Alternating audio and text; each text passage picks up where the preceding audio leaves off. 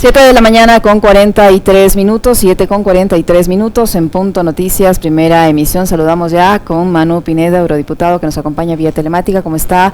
Manu, buenos días, bienvenido. Le saludamos a Alexis Moncayo, quien le habla a Licenia Espinel. Ayer una misión de la Comisión Interamericana de Derechos Humanos visitó la cárcel de La Tacunga para verificar la situación en la que viven las personas privadas de la libertad en este recinto carcelario. Esto como respuesta a una serie de masacres que han ocurrido en este año en el país, que han dejado más de 300 reos asesinados. Y en ese contexto también esta comisión se reunió con el ex vicepresidente de la República, Jorge Glas. Ustedes están haciendo un seguimiento a este caso. No se conoce mayor información. Ayer el director de este centro de rehabilitación social decía que se prestó todas las facilidades para que esta delegación se reúna con el ex vicepresidente, pero el contenido de esas conversaciones aún no se conoce y se deberá esperar a que esta comisión emita el respectivo informe. Ustedes que hacen el seguimiento, ¿han podido obtener alguna información adicional a la que se conoce a nivel mediático sobre qué resultado tuvo esta conversación entre esta delegación y el ex vicepresidente Jorge Glas? Buenos días, bienvenido.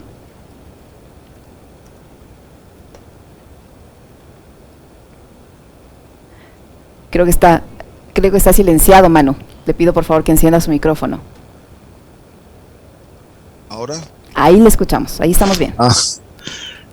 Nada, deciros que es un placer, como siempre, estar con vosotros, estoy siempre a vuestra disposición.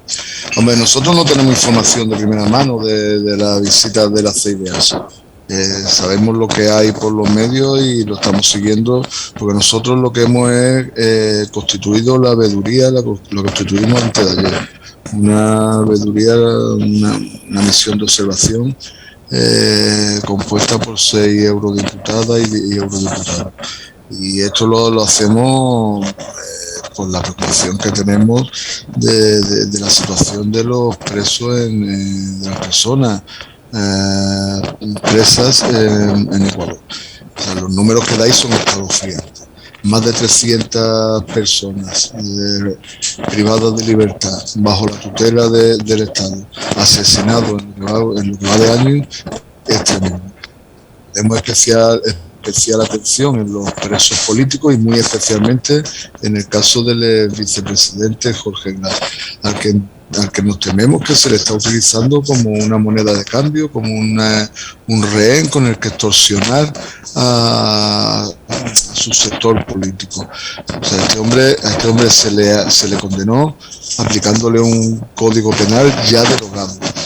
Eso es una irregularidad, eso es inseguridad jurídica, eso es falta de garantía en el sistema jurídico y judicial.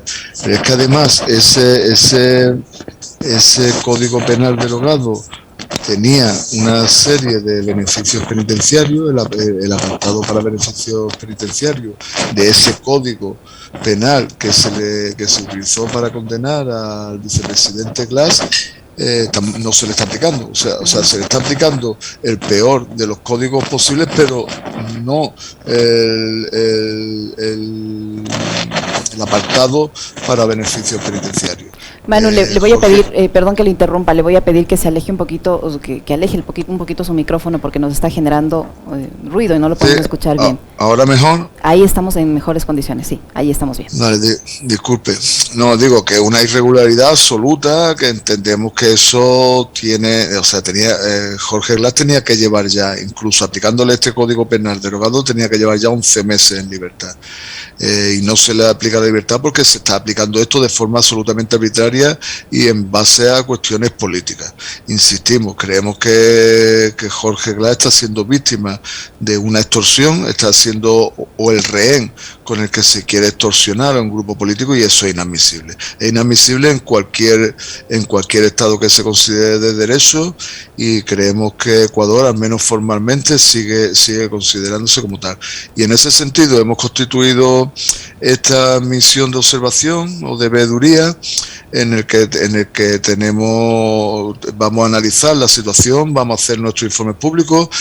Yo tendré que ir a visitar de nuevo al vicepresidente Glas en La Tacunga. Ya lo visité pues allá por el 2018 vi las condiciones de esa prisión, es absolutamente inhumano. O sea, la sensación que tengo, y es una sensación subjetiva, pero creo que no es ficticia, es que a los reos en Ecuador se les resta se le aparta de la categoría de humanos, se le hacina. Yo vi para llegar a la celda del vicepresidente Glass, vi allí por el camino, vi algunas celdas en las que había señoras, 8 o 10 señoras, allí con sus niños pequeños, durmiendo, tirados en el suelo, durmiendo en algo que queriéndolo muy bien, queriéndolo ver con muy buenos ojos, podríamos considerar los colchonetas. Yo creo que no tenían ni siquiera categoría de colchonetas. Eran, o sea, a los animales, a las bestias, se les trata mejor de lo que se trata ahí. Entonces no es de extrañar que nos encontremos con números como los que nos hemos encontrado recientemente: 65 reos asesinados en un motín, en lo que va de año más de 300. Ahí mirar para otro lado es una forma de complicidad, y nosotros desde luego no vamos a ser cómplices, y por eso hemos iniciado esta misión. Hola Manu, qué gusto poder conversar, desde hace tiempo que no lo hacíamos. A ver, en esta situación que tiene que ver con la visita además de algunos personajes que están relacionados con organizaciones internacionales y demás, está la CIDH y de tales, acá en Ecuador, han ocurrido cosas que son lamentables, y obviamente ustedes están muy bien informados de esos acontecimientos, ¿no? Y hablábamos de la situación de Jorge Glass, y qué decir, por ejemplo, Manu, de las masacres que han ocurrido en las cárceles de este país, y a partir de ahí también de las condiciones que el gobierno y las autoridades le han dado al ex vicepresidente de la República, porque además de que decirlo, Jorge Glass, o sea, no estamos hablando de un ciudadano del común, o sea, no es un Alexis Moncayo cualquiera. Jorge Glass es un ex vicepresidente de la República, y a partir de ahí yo no digo que deba tener privilegios, pero sí que deba tener una condición distinta. Ya lo decía hace un momento Manu, las cárceles en el Ecuador se han encargado, y el sistema penitenciario en Ecuador se ha encargado incluso de deshumanizar a los seres humanos, y a las instituciones, y al propio Estado. Entonces, en las masacres últimas, Manu, hemos visto que una gran cantidad de personas que fueron asesinados eran personas que estaban en el área de tránsito de las cárceles. Es decir, gente que fue detenida probablemente hace un día atrás. O por violar un toque de queda. 2 semanas atrás, una semana atrás, y por delitos menores. Delitos de tránsito. Pensiones alimenticias. Exactamente, pensiones alimenticias y demás. Esos temas ustedes los han analizado, los han conversado, y cuál es además la evaluación que han hecho de esta situación que atraviesa el Ecuador, man. No, bueno, os repito, esta misión de observación la constituimos formalmente el martes pasado, es decir, hace 3 días. No hemos tenido como misión, como conjunto, como colectivo, no hemos tenido todavía oportunidad de profundizar en esto. Yo, que ya llevo tiempo, como vosotros sabéis, llevo tiempo visitando Ecuador, llevo tiempo tratando el tema de los presos políticos, muy concretamente el del vicepresidente Jorge Glass, que ya te digo que visité allí, intenté visitarlo de nuevo, cuando también la prefecta Paola Pavón estaba presa. Entendemos que cuando tú dices no se trata de que tenga privilegios, bueno, en nuestra opinión, o en mi opinión, quiero hablar a título individual, en mi opinión no es que se trate de que tenga privilegios por ser vicepresidente. Yo creo que está en la cárcel por ser vicepresidente. Yo creo que está en la cárcel por no haber secundado un giro político que dio el presidente Lenín Moreno. Él se mantuvo fiel al programa con el que llegó a la vicepresidencia, y bueno, decidió quedarse en Ecuador y asumir las consecuencias de quedarse en Ecuador, considerando que aquello era un Estado de Derecho y que no iba a ser perseguido por motivos políticos. Bueno, eso es una decisión personal. Yo creo que es un error. Yo creo que un error porque evidentemente en Ecuador no se están respetando los derechos civiles ni democráticos de las personas. Nosotros tenemos todavía a la señora Pavón con un grillete. A Virgilio y a Cristian también, perseguidos políticos. Claro. Digo, me refiero a la prefecta Pavón porque estamos ahora mismo en Radio Pichincha, pero sí, a Cristian, a Virgilio, tenemos al presidente Correa condenado por influjo psíquico, tenemos, o sea, que no se están guardando ni las más mínimas apariencias, no, o sea, en España también, os tengo que decir que en España también se vulnera mucho el derecho, hay los jueces toman decisiones muy difíciles de entender, pero a veces se intentan guardar la apariencia, se intenta mantener una sensación, pero es que en Ecuador yo creo que no se están, han decidido no ir a cara descubierta. Y solo se ven obligados a respetar el derecho interno y externo cuando organismos superiores como la CIDH le obligan, como pasó en el caso de Paula Pavón, de Virgilio y de Cristian, le obliga a liberarlos porque no había motivos, no tenía ninguna explicación, no había nada que les permitiera mantenerlos en prisión. Y a pesar de eso, pues los someten a la humillación de tener que ir con un grillete. O sea, no, me preguntaba por el caso de los prisioneros. Yo he visto, te digo, no ya en calidad de coordinador de esta misión de observador, sino antes. Yo he visto imágenes en un patio de la cárcel de estar jugando al fútbol con la cabeza de un presidiario. Eso es inadmisible. Eso es inadmisible que se pueda normalizar. Y cuando se llega a normalizar eso es que han conseguido su objetivo de deshumanizar a los presidiarios. Aquí parece que se trata de decir, mira, los presidiarios mejor que se mueran en la cárcel y la gente va a aplaudir porque estamos quitando a delincuentes de la calle. Pero es que no estamos hablando de delincuentes. En ningún caso eso sería justificable, por supuesto. Digamos, como habéis dicho vosotros, no estamos hablando de unos terroristas peligrosos que es que como salgan a la calle, no, estamos hablando de gente que se ha saltado un toque de queda, que lo han arrestado y que lo han matado en un motín. Estamos hablando de gente, de personas que han dejado de pagar una pensión alimenticia. Estamos hablando en el caso en el caso de Jorge Glass, de una persona que ha decidido mantenerse fiel al programa con el que llegó a la vicepresidencia y está pagando eso con su libertad y con su salud. O sea, el tema de Jorge Glass ya no es solo que lleva una serie de años en la cárcel sin tener que haber estado en la cárcel, es que tiene una situación física muy deteriorada. O sea, tiene un cúmulo de enfermedades, un cúmulo de patologías que no están recibiendo el tratamiento adecuado, que incluso lo han utilizado como conejillo de India, dándole una serie de analgésicos opiáceos que luego se lo han quitado de golpe, generándole síndrome de abstinencia. Están dándole un trato ya, eso es ensañamiento lo que están haciendo con Jorge.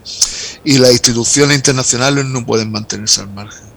No podemos mantenernos al margen, tenemos que tomar partido, tenemos que denunciar claramente, señalar claramente a quién es responsable de esto. En el pasado era el presidente Lenín Moreno, ahora su digno heredero, el señor Lasso.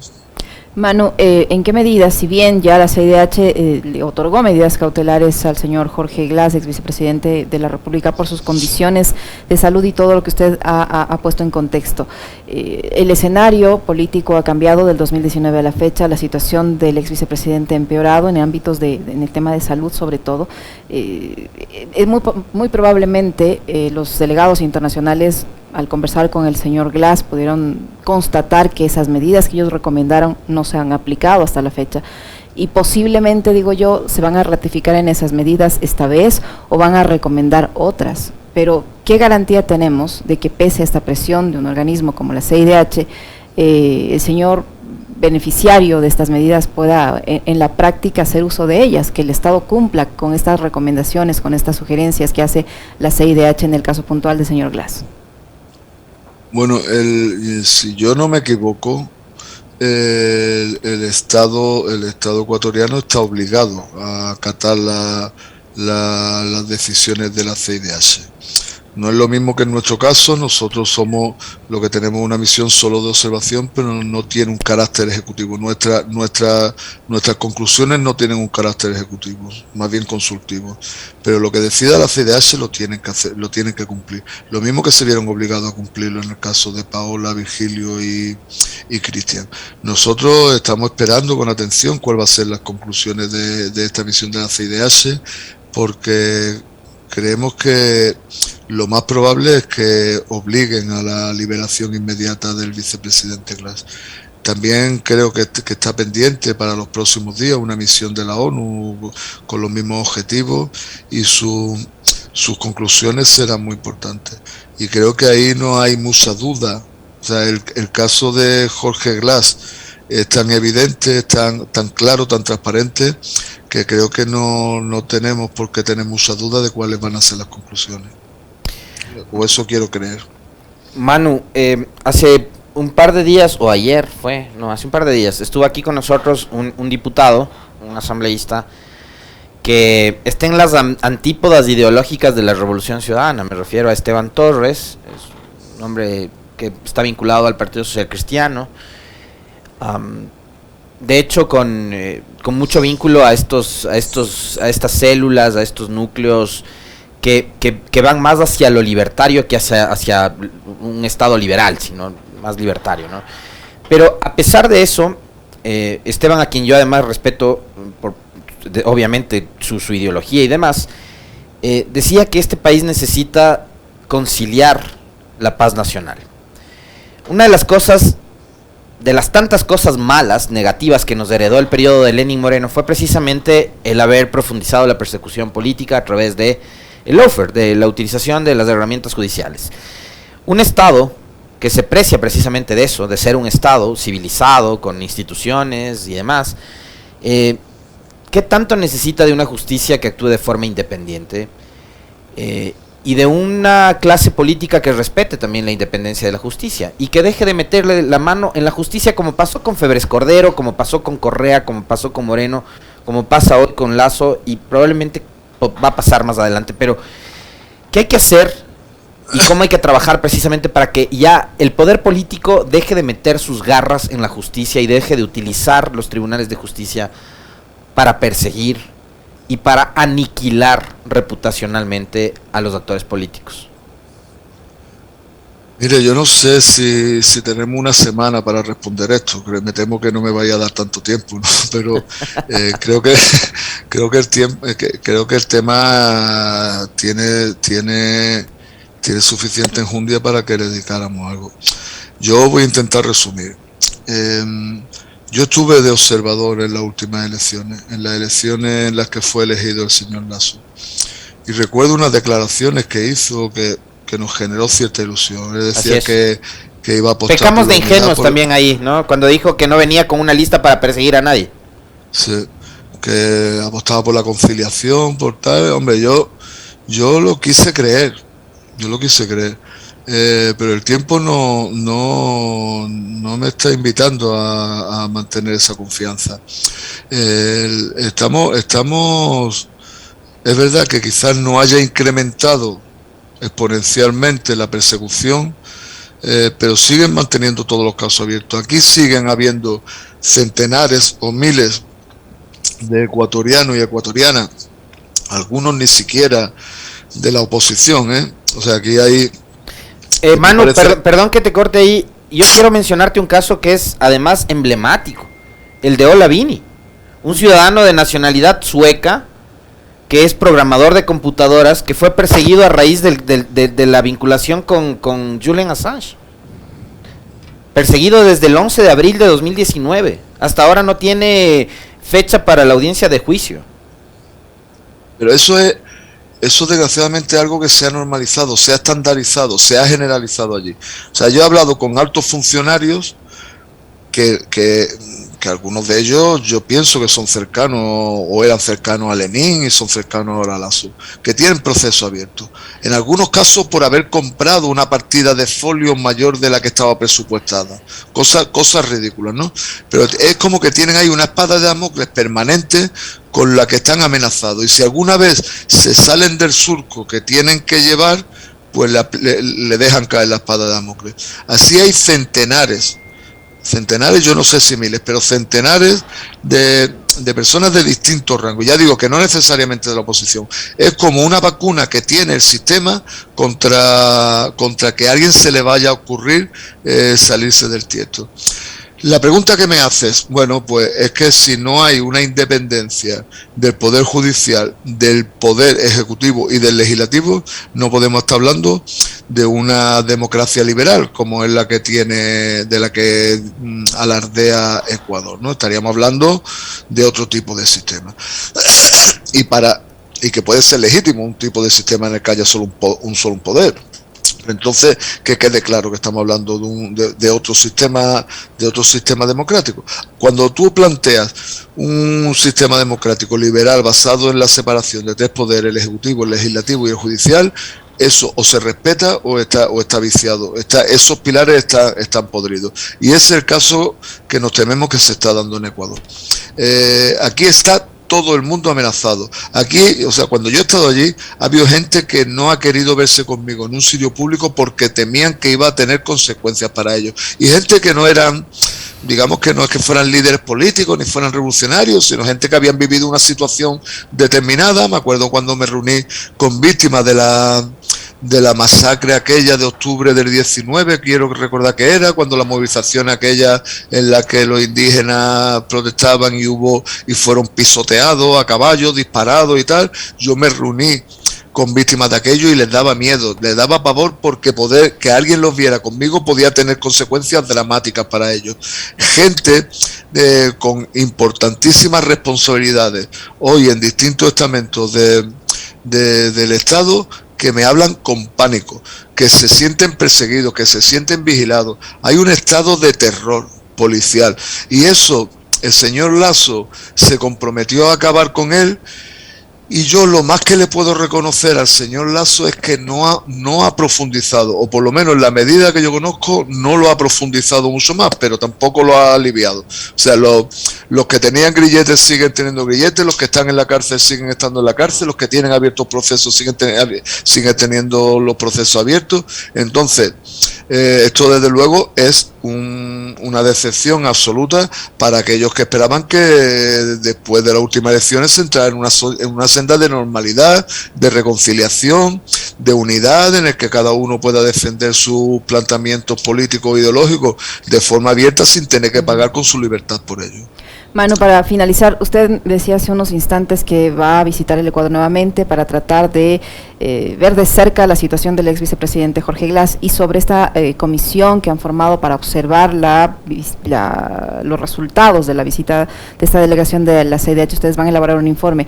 ¿Cuándo va a ser la visita, en el caso suyo, al Ecuador para ver al ex vicepresidente Jorge Glass, y cuándo tendrán el informe sobre las conclusiones o las recomendaciones que haga la CIDH? Pues lo segundo, o sea, las conclusiones de la CIDH vamos a solicitar que nos llegue lo antes posible, porque creemos que eso, en el momento en que esté elaborado, tiene que hacerse público. O sea, no tiene sentido que sea una cosa clandestina, porque tiene consecuencias sobre las vidas de las personas. Lo segundo, ¿cuándo vamos a hacer la visita? Una parte de esta misión. Yo quisiera hacerlo dentro del primer trimestre del año. Creo que no depende solo de mí. Yo tengo una agenda un poco complicada, pero no depende solo de mí, sino que se den allí las condiciones, que yo reciba los permisos para poder visitarlo. Yo no puedo llegar allí y pegar en la puerta y entrar. Necesito que desde la Dirección de Instituciones Penitenciarias y desde el Ministerio Afecto me den los permisos. Pero a mí me gustaría no irme más allá del primer trimestre. En cualquier caso, cuando llegue el momento, obviamente os lo comunicaré.